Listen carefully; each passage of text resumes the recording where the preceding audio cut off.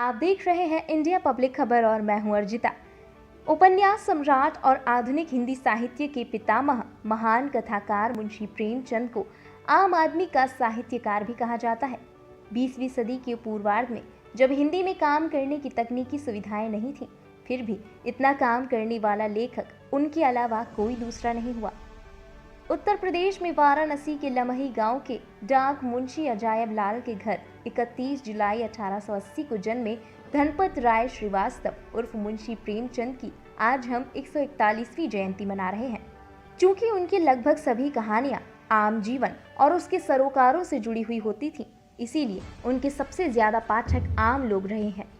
दरअसल उन्होंने अपने संपूर्ण साहित्य लेखन में एक आम गरीब आदमी की पीड़ा को न केवल समझा, बल्कि अपनी कहानियों और उपन्यासों के जरिए उसका निदान बताने का प्रयास भी किया। उन्होंने अपनी लगभग सभी रचनाओं में आम आदमी की भावनाओं, उनकी परिस्थितियों, समस्याओं और संवेदनाओं को मार्मिक शब्दों में पिरोया। उपन्यास सम्राट के विशेषण से उन्हें शरद चंद्र चट्टोपाध्याय ने नवाजा था। मुंशी प्रेमचंद को हिंदी साहित्य का माइलस्टोन भी कहा जाता है। आज भी हिंदी भाषी दिग्गज लेखकों और साहित्यकारों का यही मानना है कि मुंशी प्रेमचंद जैसा कलमकार हिंदी साहित्य में ना आज तक कोई हुआ है और ना आगे होगा। अपनी रचनाओं के माध्यम से उन्होंने समाज को रूढ़िवादी परंपराओं और कुरीतियों से निकालने का प्रयास किया। मुंशी प्रेमचंद ने अपने लेखन के माध्यम से न सिर्फ दास्ता के विरुद्ध आवाज उठाई, बल्कि लेखकों के उत्पीड़न के विरुद्ध भी सक्रिय भूमिका निभाई। हालांकि उन्होंने अपने लेखन की शुरुआत उर्दू से की थी। अपना पहला साहित्यिक कार्य उन्होंने गोरखपुर से उर्दू में शुरू किया था और 1909 में कानपुर के जमाना प्रेस से उर्दू में ही उनका पहला कहानी संग्रह सोज़े वतन प्रकाशित हुआ था, जिसकी सभी प्रतियां ब्रिटिश सरकार द्वारा जब्त कर ली गई थीं। उस समय वो उर्दू में नवाब राय के नाम से लिखते थे। प्रेमचंद एक वकील बनना चाहते थे, लेकिन आर्थिक तंगी के चलते उनका ये सपना साकार नहीं हो सका। जब वो केवल 8 साल के थे, तभी उनके सिर से मां का साया उठ गया। पिता ने कुछ वर्षों बाद दूसरी शादी कर ली और महज 15 साल की आयु में प्रेमचंद का विवाह भी उम्र में उनसे बड़ी लड़की से करा दिया। प्रेमचंद उसे अपने जीवन का सबसे दुखद अनुभव मानते रहे।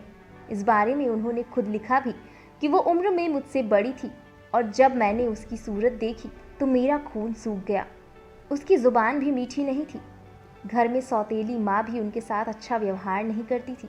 ऐसी ही कठिन परिस्थितियों में एक दिन पिता भी दुनिया को अलविदा कह गए। आर्थिक तंगी की उस दौर में पत्नी भी घर छोड़कर मायके चली गई।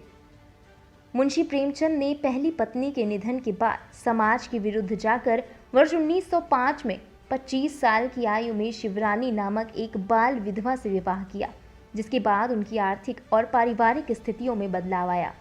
वैसे तो उन्होंने 13 वर्ष की उम्र में लेखन कार्य शुरू कर दिया था, लेकिन उनके लेखन में परिपक्वता शिवरानी से विवाह के बाद ही आई थी, जिससे उनकी लेखन की मांग बढ़ने लगी। उनकी दूसरी पत्नी शिवरानी ने ही बाद में उनकी जीवनी लिखी थी।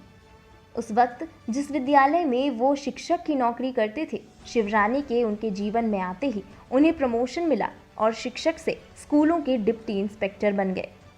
एक दिन वो बालेमिया मैदान में महात्मा गांधी का भाषण सुनने लगे और उनके विचारों से इस कदर प्रभावित हुए कि उन्होंने ब्रिटिश सरकार की सरकारी नौकरी से त्यागपत्र दे दिया और उसके बाद पूरी तरह से स्वतंत्र लेखन में जुट गए। अपने जीवन काल में मुंशी प्रेमचंद ने कुल 15 उपन्यास, 300 से ज्यादा कहानियां, 3 नाटक, 10 अनुवाद, 7 बाल पुस्तकें और हजारों की संख्या में लेख और संस्मरणों की रचना की। उनके चर्चित उपन्यासों में गोदान, कर्मभूमि, गबन, सेवा सदन, रंगभूमि और निर्मला प्रमुख थे। कहानियों में पूस की रात, बूढ़ी काकी, कफन, मंत्र, नमक का दरोगा, बड़े घर की बेटी और जुर्माना इत्यादि बेहद प्रसिद्ध रहीं। अपना अंतिम काल जयी उपन्यास गोदान उन्होंने 1936 में लिखा, जो बेहद चर्चित रहा। 1934 में उनकी पहली फिल्म मिल मजदूर रिलीज हुई थी, जिसमें कामकाजी वर्ग की समस्याओं को इतनी मजबूती से उठाया गया था कि अंग्रेज सरकार ने घबराकर फिल्म के प्रदर्शन पर पाबंदी लगा दी थी। प्रेमचंद की कुछ कहानियों पर उनके निधन के बाद फिल्में भी बनी। 1938 में उनके एक उपन्यास सेवा सदन पर फिल्म बनी। उनके उपन्यास और कहानियों में से गोदान, गबन, कफन, शतरंज के खिलाड़ी, सदगति पर हिंदी फिल्में बनाई गई। प्रेमचंद के उपन्यास निर्मला पर एक टीवी धारावाहिक भी बना जो काफी लोकप्रिय हुआ।